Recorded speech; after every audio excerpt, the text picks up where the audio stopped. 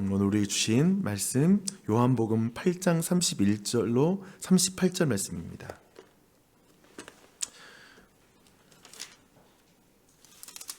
요한복음 8장 31절로 38절 말씀입니다. 우리 함께 말씀을 읽도록 하겠습니다. 그러므로 예수께서 자기를 믿은 유대인들에게 이르시되 너희가 내 말에 거하면 참으로 내 제자가 되고 진리를 알지니 진리가 너희를 자유롭게 하리라. 그들이 대답하되 우리가 아브라함의 자손이라 남의 종이 된 적이 없거늘 어찌하여 우리가 자유롭게 되리라 하느냐. 예수께서 대답하시되 진실로 진실로 너희에게 이르노니 죄를 범하는 자마다 죄의 종이라. 종은 영원히 집에 거하지 못하되 아들은 영원히 거하나니 그러므로 아들이 너희를 자유롭게 하면 너희가 참으로 자유로우리라. 나도 너희가 아브라함의 자손인 줄 아노라. 그러나 내 말이 너희 안에 있을 곳이 없으므로 나를 죽이려 하는도다. 나는 내 아버지에게 본 것을 말하고 너희는 너희 아버지에게서 들은 것을 행하느니라. 아멘. 네, 이제 말씀의 은혜를 나누도록 하겠습니다. 저는 시중에 나온 그런 큐티 책을 참 좋아합니다. 사실 책을 가지고 이렇게 큐티를 하면 되게 더 집중도 잘 되고 연속성이 더 생기는 것 같아요. 그래서 아마도 저희 교회 오게 되면 오는 새로운 분들이 큐티 책 없냐고 이렇게 찾게 돼요. 물론 큐티 책이 있는데 거의 구입하지 않는 사실을 기억해 주시기 바랍니다. 하지만 저는 특별히 D6 큐티 일정을 참 갈수록 좋아하게 되는 것 같아요. 왜냐하면 주일의 말씀을 반복해서 들으면서 계속해서 깊이 있게 그리고 그 생각을 넓혀주는 그런 묵상들이라서 너무나 감사합니다. 오늘도 지난 주일의 말씀을 떠올리면서 하나님의 은혜를 더 깊이 경험했으면 좋겠습니다. 두 아들을 둔 왕에 대한 이야기를 지난 주일날 제가 나눴었는데요. 우리는 우리가 생각하는 것보다 더 큰 죄인입니다. 동시에 우리는 우리가 상상하는 것보다 더 큰 사랑을 받았습니다. 라는 이것을 그 이야기에 표현해 보았습니다. 이 이야기는 성경의 많은 이야기를 모아서 재구성한 하나님 나라 이야기라는 걸 잘 아실 것입니다. 먼저 죄의 정의를 먼저 떠올리셔야 합니다. 죄는 있잖아요. 왕이신 하나님께 반역하는 것입니다. 이게 더 중요합니다. 어떻게 반역하는 것이죠? 사탄의 말에 넘어가서 하나님이 금하신 나무의 열매를 먹음으로 반역하는 것이죠. 우리는 성경과 신앙이 어느 정도 자랄 때까지 계속 이런 생각이 좀 지워지지 않거든요. 성경을 보면 이거예요. 나무 열매 하나 먹었다고 죽일 것까지야 있나? 이런 생각을 지우는 걸 정말 계속 생각이 떠오르게 됩니다. 그런데 성경이 말하는 것은 나무 열매를 먹은 것이 죄가 아니라 하나님의 말씀을 듣지 않은 것이 죄라는 것이죠. 그게 핵심이면 약간 그런 생각을 떨칠 수가 있어요. 하나님 말씀 듣지 않는 게 또 반역인 것이죠. 그래서 말씀을 듣지 않는 죄의 의미는 왕에게 반역하는 것입니다. 즉 주인을 바꿔버리는 거예요. 오늘 말씀에서는 주인을 바꿔버리는 게 죄입니다. 그런데 선악과를 먹는 것은 단순히 하나님을 향한 반역이 아니라 사탄의 말에 순종하는 반역이라는 데 있어서 여기 안에 지금 더 큰 문제가, 심화적인 문제가 들어가기 시작합니다. 즉 이제 죄의 지배 아래 들어가는 반역이라는 거예요. 죄의 종이 되는 반역이 되어버리는 것이죠. 사도 바울은 그래서 로마서 6장 16절에서 이렇게 정리하고 있습니다.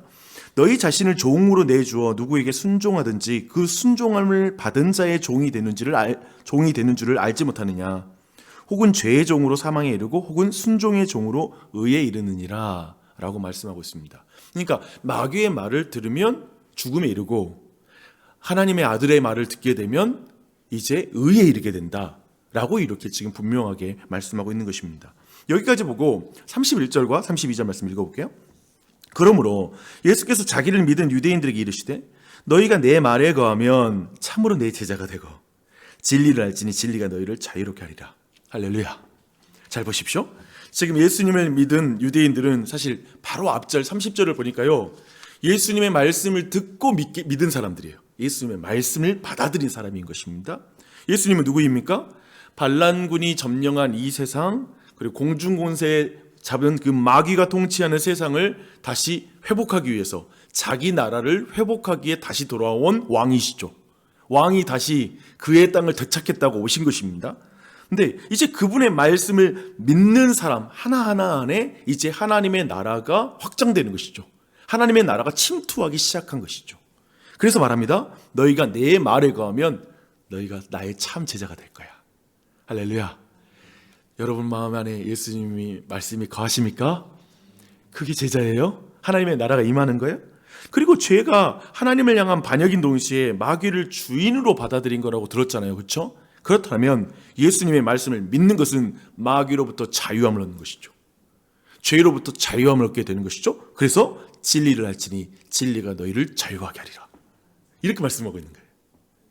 이 의미인 것이죠. 이걸 기억할 필요가 있습니다. 이렇게 예수님이 말씀하시자 이제 좀 유대인들이 당혹스러워합니다. 그래서 질문해요. 우리가 아브라함의 자손이라 남의 종이 된 적이 없거늘 지금 왜 우리가 지금 자유롭게 된다고 말씀하십니까? 라고 지금 이 질문을 하는 거예요. 이것은 사실 우리에게도 있는 질문 아니세요? 그러니까 교회에 와서 그리고 때로는 여전히 죄의 종, 죄의 종. 뭔가 나 죄의 종이 된 적이 없는데?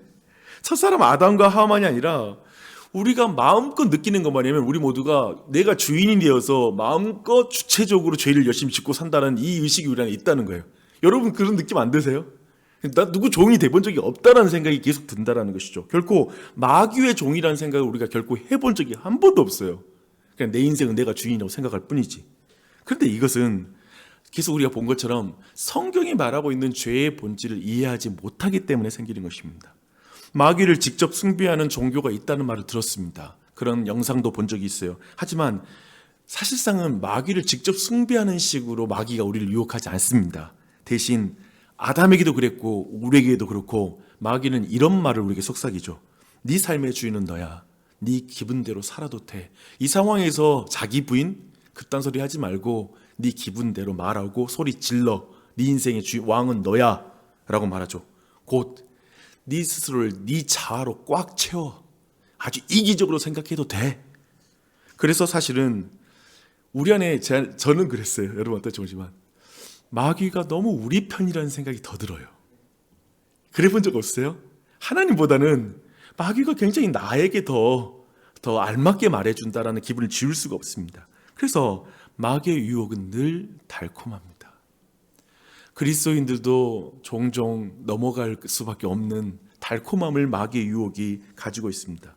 그런데 하나님으로부터 독립하는 이 왜곡된 주체적 삶은 결국 마귀의 말을 듣고 사는 삶이라는 거예요. 결론적으로 보면 나는 내가 주체적으로 산다는 생각밖에 없지만 사실 그 말은 마귀가 해준 말이라는 거예요.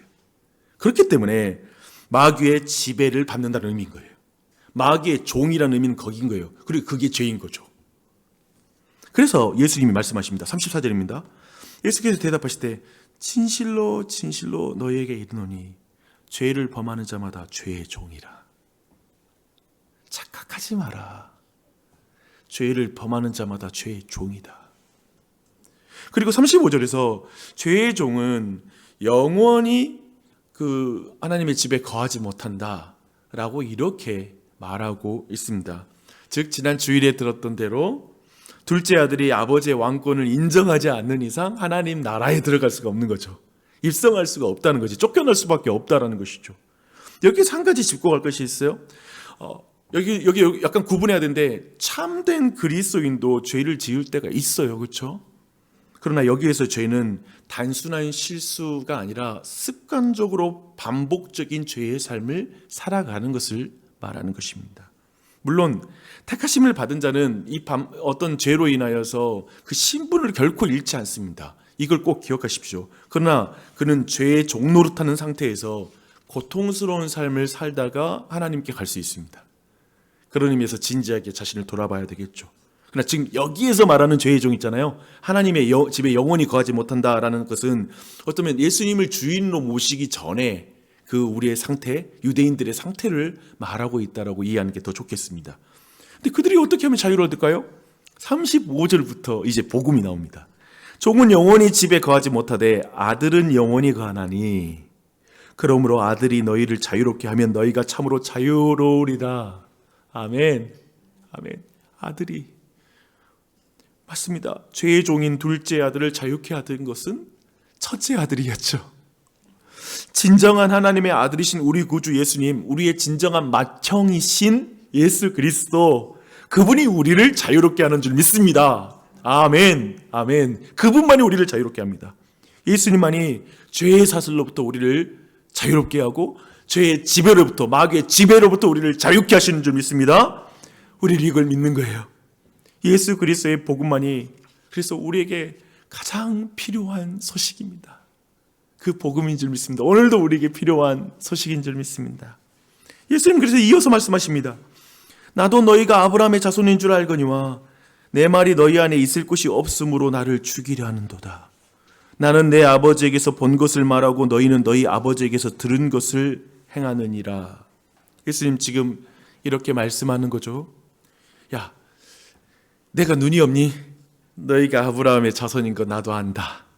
나도 안다. 너희가 나주혁신 장로교회인인 거 나도 안다. 그러나 내가 지금 말하는 것을 잘 들어라. 너희 안에 내 말이 있을 곳이 없으면 너희는 참된 아브라함의 자손인지를 돌아봐라. 지금 유대인들을 보라.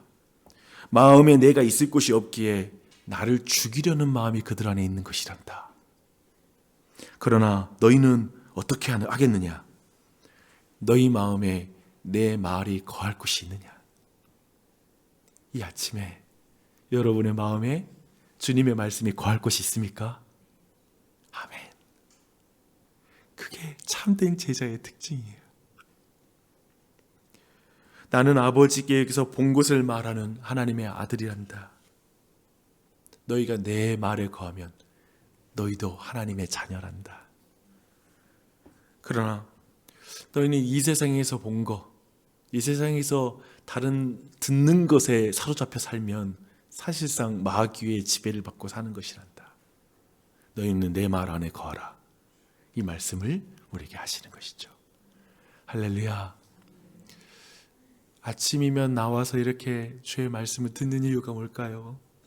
우리는 왜 이것을 끝까지 붙잡아야 될까? 주의 말씀 안에 거하는 게, 그 말씀이 내 마음에 거할 공간이 있는 게 은혜인 줄 믿습니다. 저는 회심, 구원의 확신, 회개와 같은 주제를 제대로 알아가는 것이 신앙의 여정이라고 생각합니다. 오늘 보는 유대인들은 예수님 믿었죠. 그렇죠? 보면 하지만 여전히 예수님의 가르침을 온전히 깨닫지 못하죠. 저 종인 적이 없는데요? 뭐 이렇게 말을 하는 거죠. 예수님은 그들을 계속해서 가르쳐 주십니다. 보니까 이게 은혜예요. 잘 깨닫지 못하는데 계속 말씀 듣는 자리에 있는 거, 그리고 계속 끊임없이 배우는 게 은혜인 줄 믿습니다. 근데 여러분 기억해 주십시오. 회심, 구원의 확신, 회개의 핵심은 뭐죠? 하나님을 왕으로 모시는 거예요. 그게 핵심입니다. 그리고 더 자세하게 말하면 하나님의 말씀에 순종함으로 하나님을 왕으로 인정하는 거예요. 이것을 다르게 말하면 당신의 마음에 하나님의 말씀이 거할 공간이 있는가라는 실질적인 질문이에요. 그래서 제가 느끼는 거 뭐냐면, 교회 안에 왔지만 사실상 성경 읽는 것 자체에 관심이 없는 건, 그러면서도 구원의 확신이 있다고 주장하는 건 심각하게 돌아봐야 될 주제예요. 그러니까 성경을 안 보는 거, 거의. 내가 볼 땐 이건 근본적으로 그러니까 제가 볼 때는 한국교회는 구원의 확신이 신앙을 많이 망쳐버렸다고 생각하는 지점도 있어요, 저는. 구원의 확신을 약간의 느낌으로 계속해서 확인하려고 하는 거야. 너 지금 그 믿어? 오늘 밤 죽으면? 뭐 이런 식인 거예요. 제가 볼 때 더 좋은 방식이 뭐냐면, 너가 하나님을 왕으로 인정하고 말씀 보는 게 즐거우니? 너는 그걸 잘하고 있다는 의미가 아니야. 하나님 말씀을 듣고 그 말씀이 있을 공간이 네 안에 있기를 원하고 계속 말씀대로 순종하고 싶어하는 갈망이 너 안에 있니? 그것을 확인하는 게 제가 볼 때 구원의 확신을 확인하는 더 좋은 방법이라고 저는 생각해요. 이해가 되시죠? 내가 지금 오늘 밤 죽으면 좋은 데 갈 것이라는 것에 대한 확신이 구원의 확신이 아니라, 그 좋은 곳이라는 것은 뭐냐면 양적으로 좋은 곳이 아니죠. 내가 영원히 행복한 곳이 좋은 곳이 아니라 질적으로 좋은 곳이죠. 뭐냐면 하나님과 함께 하기에 행복한 곳. 그게 천국이거든요. 질적으로 다른 곳. 그러니까 우리는 근본적으로 이런 방식으로 접근하지 않는 거지. 그냥 영원히 행복하고 좋은 거, 천국 가는 거, 오늘 갈 거, 믿어. 그게 아니죠. 그것은 하나님이 왕이신 곳.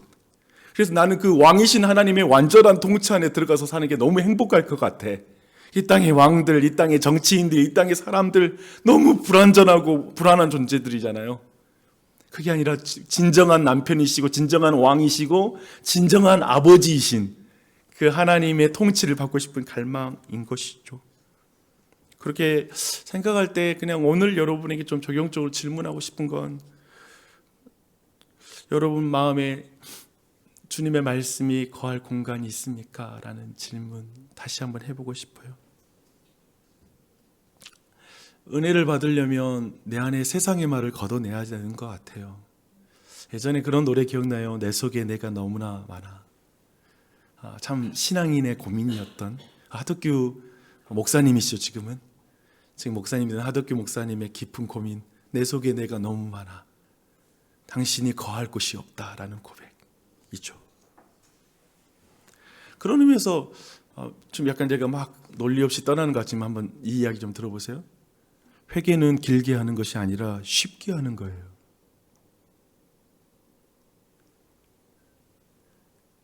어제 혼자 와서 좀 기도하는 시간 가지는데 마음이 복잡한 게 있었어요. 근데 마지막에 내 안에 이 기도하고 딱 일어났어요. 벌떡.